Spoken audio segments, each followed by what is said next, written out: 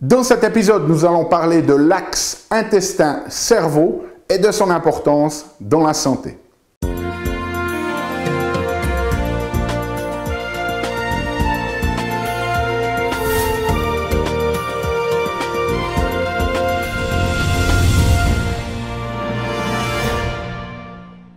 Parce que la vie est bien trop magique pour être petite et que nous avons tous besoin d'une prescription pour grandir en conscience et faire que nos rêves dévorent notre vie. Bonjour, je suis le Dr Yannick Pauly. Bienvenue à un nouvel épisode d'une grande vie où chaque semaine, je vous propose de découvrir des stratégies pratiques pour grandir en conscience, qu'elles soient d'ordre physique, émotionnel, psychologique ou spirituel, parce que c'est cette conscience qui est au cœur d'une vie pleinement vécue.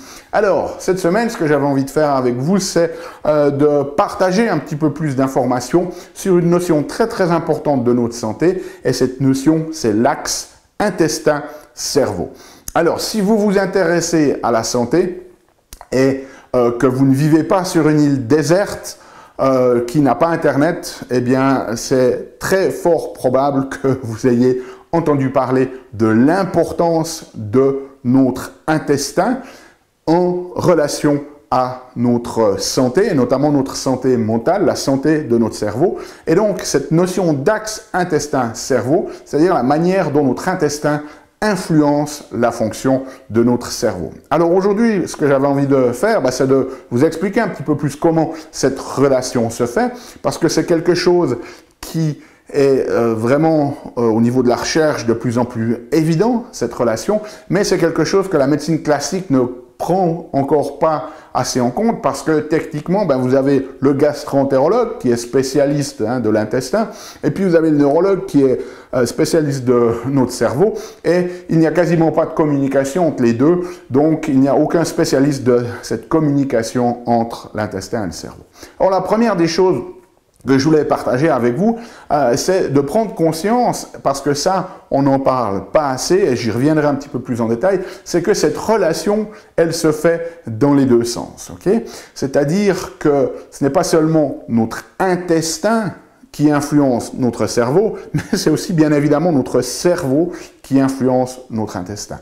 Et on a tendance à un petit peu oublier ça, et c'est peut-être lié à ce que les études montrent, c'est qu'en fait, dans la connexion entre notre cerveau et notre intestin, elle se fait principalement par un nerf qu'on appelle le nerf vague. Et ce nerf vague, 80% de ses fibres, 80% de ses fibres, sont en fait des fibres afférentes, c'est-à-dire qu'ils vont de la périphérie en direction du système nerveux central, et 20% des fibres vont du système nerveux central vers la périphérie. Mais cela dit, cela n'enlève pas à l'importance de considérer cet axe intestin-cerveau ou cerveau-intestin, c'est-à-dire que ça va dans les deux sens. Alors, la première des choses que je voulais voir avec vous, c'est finalement comment se passe cette communication entre notre intestin et notre cerveau. Il y a 4 grands axes au niveau de cette connexion. Le premier axe, en fait, il va être une autoroute, si vous voulez, un peu lente pour communiquer entre notre intestin et notre cerveau. Et cet axe, cette voie, c'est la voie sanguine. Okay? Donc, c'est le sang qui va amener des molécules qui peuvent être produites par notre intestin ou des choses qui pénètrent au travers de notre intestin depuis l'extérieur. Donc on a une voie ici sanguine et qui va amener un certain nombre d'éléments. Ça peut être des vitamines, ça peut être des minéraux, ça peut aussi être ce qu'on appelle des LPS, ce sont des parties un petit peu toxiques de bactéries que l'on a dans l'intestin, etc., etc.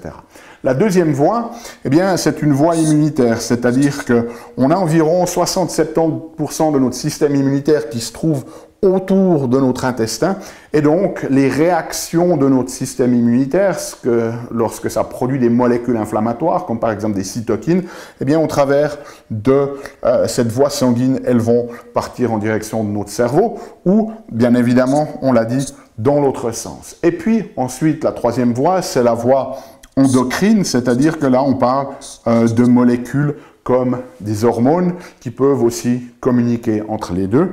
Et puis, la quatrième grande voie, que je vais mettre ici d'une autre couleur, c'est cette voie ici. Laissez-moi essayer de vous donner une notion un petit peu plus précise, parce qu'on a le cerveau ici, et puis on a le tronc cérébral, et du tronc cérébral, on a une zone ici qu'on appelle la zone pontomédulaire, et à partir de là, on a ce nerf. Alors, si ça veut bien nous le dessiner ici, ce nerf vague, je vais le dessiner dans une autre couleur ici, donc ce nerf vague ici,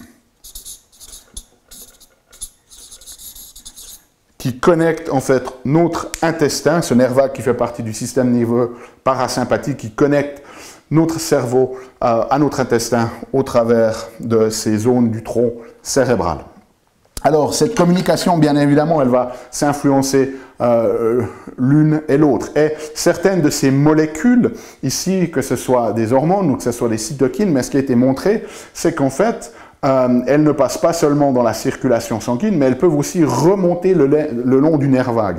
Et il y a des études très intéressantes qui montrent que, peut-être pas tous les cas, mais certains types de maladies de Parkinson, par exemple, eh bien, ça commence dans l'intestin et ça remonte au cerveau par le nerf vague. Il y a des études qui montrent que des patients qui, pour une raison ou pour une autre, ont dû avoir leur nerf vague sectionné, chirurgicalement parlant, eh bien, ces patients ont moins de risques de développer une maladie de Parkinson. Donc, ça nous montre bien à quel point ce lien est très puissant. Maintenant, vous voyez qu'autour de notre cerveau, et j'aurais dû faire la même chose autour de notre intestin ici, en rouge, c'est qu'on a des barrières protectrices. Okay?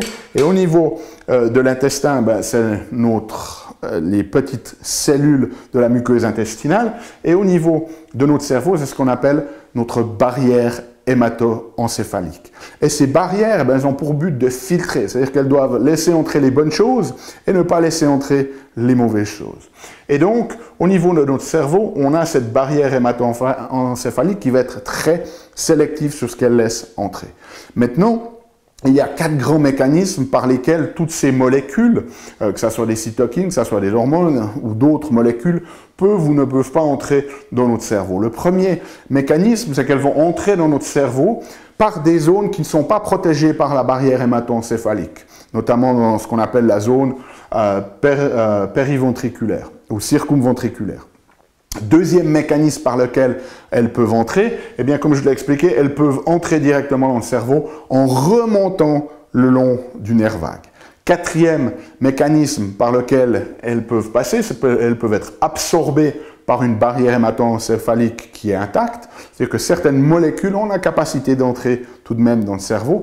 Et puis le quatrième mécanisme, je vous l'ai montré ici, c'est qu'à l'intérieur, imaginez un vaisseau sanguin, à l'intérieur de ces vaisseaux sanguins, il y a des petits récepteurs ici, et lorsque ces molécules ici s'attachent à ces récepteurs à l'intérieur de l'endothélium vasculaire, ça va activer le système immunitaire au sein de notre cerveau. Donc ça, c'est les 4 grands mécanismes, si vous voulez, de pénétration. Et puis, bien évidemment, ça c'est dans des situations normales. Dès le moment où, pour une raison ou pour une autre, nos barrières, que ce soit au niveau de l'intestin ou au niveau de cette barrière hémato-encéphalique, dès le moment où elles deviennent perméables, eh bien, elles vont laisser entrer des substances qu'elles ne devraient pas laisser entrer.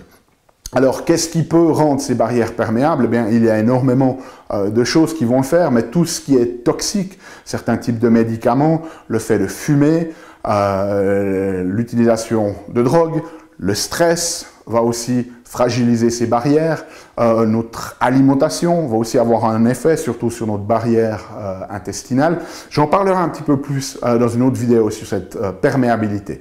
Mais la notion ici, c'est que voilà, différents éléments de notre style de vie, notre alimentation, les toxines auxquels nous sommes exposés, le stress, le manque de sommeil, etc., elles peuvent fragiliser ces barrières et laisser entrer des choses qui ne devraient pas entrer. Okay? Et l'autre chose qu'il faut savoir, c'est qu'en fait, il y a un lien très fort avec ces barrières. C'est-à-dire que si une des barrières devient perméable, eh bien, il y a de fortes chances que l'autre barrière devienne aussi ici perméable, bien que ce lien n'est pas linéaire dans tous les cas. Et l'autre aspect qui est très très important à garder à l'esprit, c'est cette notion de bidirectionnalité, c'est-à-dire que l'un et l'autre s'influencent, et là on a de plus en plus dans le monde de la santé notamment, chez les médecins nutritionnistes ou chez les naturopathes ou les personnes qui ont un aspect beaucoup plus holistique, cette compréhension, cette conscience de l'importance de cette perméabilité intestinale et de cet axe intestin-cerveau, mais on a tendance à toujours avoir cette notion que, voilà, c'est l'intestin qui influence notre cerveau, et on oublie en fait que notre cerveau lui-même va influencer notre intestin. Il y a des études très très intéressantes sur les traumatismes cérébraux, les commotions cérébrales, qui montrent que si vous avez un traumatisme cérébral ou une commotion cérébrale, eh bien votre barrière hémato-encéphalique, bien évidemment, va potentiellement devenir perméable à cause de l'inflammation qui est produite lors de ces chocs, mais qu'en conséquence, votre barrière intestinale va elle aussi devenir perméable. Donc vous voyez bien que si vous développez des problèmes au niveau de votre intestin, qui laisse entrer des toxines qui ne devraient pas, qui vont ensuite pénétrer dans votre cerveau, soit par ces voies sanguines, soit par la voie du nerf vague, et que tout ce que vous faites, c'est d'essayer de reconstituer cette perméabilité ou cette imperméabilité de la barrière au niveau de votre intestin, mais que la cause du problème se trouve au niveau de votre cerveau, eh bien vous pouvez prendre tous les suppléments que vous voulez, vous pouvez consommer autant de glutamine que vous voulez. Pour ceux qui connaissent, hein, c'est un des suppléments les plus utilisés dans ces problématiques de perméabilité intestinale. Eh bien, le problème ne va jamais se résoudre parce que le problème, il ne vient pas de votre intestin, il est secondaire à ce qui s'est passé dans votre cerveau. Okay? Et ça, c'est très très important à comprendre. Nous, on voit énormément de patients où ça fait des années et des années qu'ils travaillent avec des naturopathes ou des nutritionnistes pour essayer de reconstituer cette perméabilité. Et lorsqu'on fait une anamnèse, ben, on découvre qu'ils ont eu une commotion cérébrale ou plusieurs commotions cérébrales. Et lorsqu'on fait un examen, ben, on voit qu'il y a une composante que l'on appelle neurogène, c'est-à-dire une composante de leur perméabilité intestinale qui vient du traumatisme qu'ils ont eu par le passé sur le cerveau, et comme cela n'a jamais été traité de manière optimale, eh bien on continue d'avoir cette persistance de cette perméabilité intestinale et donc de cette disruption, de ce déséquilibre dans l'axe intestin-cerveau. Et à ce moment-là, ce qui fait vraiment la différence, ben, ce n'est plus de venir travailler seulement sur l'intestin, mais de venir travailler sur les dysfonctions qui sont encore présentes dans le système nerveux. Et ces dysfonctions, elles peuvent être très subtiles au point où vous n'en êtes pas nécessairement conscient parce qu'elles ne produisent pas de symptômes au niveau cérébral, puisque on a vu, ce sont des zones ici dans le tronc cérébral qui sont des zones réflexes, des zones qui sont finalement en dessous de notre seuil de conscience. Okay? Alors maintenant, comment est-ce qu'on peut tester cette barrière ou cet axe intestinal? Eh bien, il y a plusieurs manières de le faire. La première des choses, c'est que dès le moment où vous avez une problématique d'axe intestin-cerveau, eh bien, il va falloir examiner non seulement l'aspect intestinal, et là vous avez plusieurs tests. Vous pouvez faire des tests notamment de sel qui vont nous permettre de voir ce qui se passe au niveau de l'équilibre de votre flore pour voir s'il y a un déséquilibre. Vous pouvez faire des tests sanguins qui vont nous donner une idée de la perméabilité de votre intestin. Il y a aussi des tests sanguins, et ça, bien évidemment, ce ne sont pas des tests qui se font communément en médecine, mais dans certains laboratoires spécialisés, notamment aux États-Unis, on peut mesurer, en fait, de savoir si vous avez aussi une perméabilité au niveau de votre barrière hémato-encéphalique. Et puis, bien évidemment, il faut un examen clinique pour voir ce qui se passe au niveau de votre intestin. Puis il faut un examen clinique pour voir ce qui se passe au niveau de votre cerveau et nous donner une notion de cette communication entre les deux. Par exemple, si vous avez une problématique de l'axe intestinal, ben, ce qu'on va voir, c'est que très souvent, si vous avez le nerf vague qui est impliqué, vous allez avoir des problèmes de motilité. Hein, ce nerf vague, lui, il a de nombreuses fonctions. Il aide notamment à produire certaines enzymes digestives, mais une de ses fonctions les plus importantes, c'est la motilité intestinale. Donc, si vous avez des changements de cette motilité, que ce soit, en général, ça peut être de la constipation, mais ça peut aussi être des diarrhées, eh bien, on sait que ce nerf vague est impliqué. Une des choses que nous, on va faire cliniquement, ben, c'est d'écouter les bruits que votre intestin fait, parce que si votre intestin fonctionne bien, il y a une forme de bruit intestinal qui est particulier, et puis si cet axe est altéré, eh bien, ces bruits vont changer. Une des choses que vous pouvez faire aussi, c'est de tester la fonction de votre nerf vague. Ce nerf vague, il va être impliqué dans un réflexe qu'on appelle le réflexe nauséeux. Vous savez, c'est le réflexe quand vous avalez quelque chose de travers ou que vous mettez un doigt dans la gauche, okay? Ce réflexe, il vous donne presque envie de vomir. eh bien, ce réflexe, normalement, si vous allez tâter sur votre langue, il doit être déclenché environ lorsque vous arrivez à 2/3 vers l'arrière de votre langue. Si vous pouvez aller plus profondément que ça et que ce réflexe ne s'enclenche pas, c'est que votre nerf vague est déconditionné et donc l'axe intestin-cerveau ne fonctionne pas. Ou alors, si à peine vous touchez le début de votre langue, vous avez déjà ce réflexe, eh bien, c'est que ce réflexe est trop actif et de nouveau, ça nous montre des indices de cette perturbation ou de cette altération de cet axe intestin-cerveau. Donc voilà, ce que je voulais que vous reteniez de cette vidéo, c'est l'importance de cet axe entre l'intestin et le cerveau, de reconnaître que cet axe, il va dans les deux sens. Donc notre intestin va influencer notre cerveau, mais notre cerveau va aussi influencer notre intestin. Et que si vous voulez une approche complète, ce n'est pas juste une question de travailler sur l'intestin, mais c'est de prendre en compte ce qui se passe au niveau intestinal, ce qui se passe au niveau cérébral et ce qui se passe dans la communication au niveau sanguin et au niveau du nerf vague. Et cela, ça demande des tests spécialisés et des examens cliniques spécialisés. Laissez-moi savoir si vous avez des questions, posez-les dans les commentaires. Je me ferai un plaisir d'y répondre. Nous, on se retrouve la semaine prochaine pour un nouvel épisode. D'ici là, souvenez-vous, émerveillez-vous, aimez la vie et contribuez chaque jour un petit peu plus.